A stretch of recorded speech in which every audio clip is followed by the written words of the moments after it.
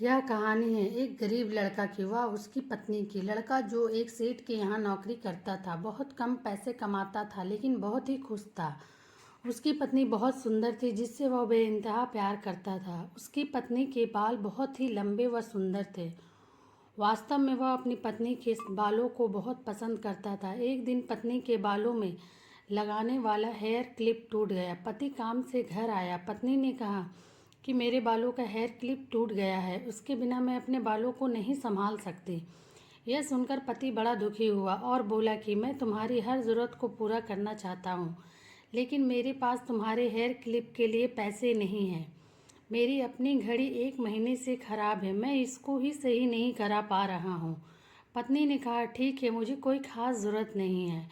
अगले दिन पति काम पर जा रहा था लेकिन उसके मन में वही बात चल रही कि मेरी पत्नी ने पहली बार मुझसे किसी चीज़ की कहा था लेकिन मैं उसको भी पूरा नहीं कर पाया।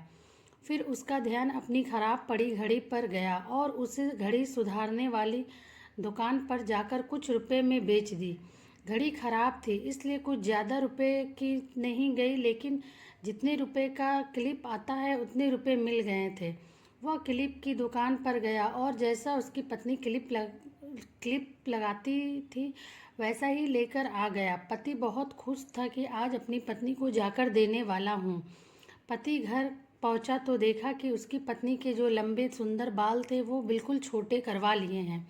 पति ने यह सब देखकर पत्नी से कहा कि ये इतने छोटे बाल क्यों करा लिए? मैं तुम्हारे लिए नया क्लिप लेकर आया हूँ। पत्नी ने कहा मैं बाजार गई और अपने बालों को बेचकर आपके लिए घड़ी ले आई।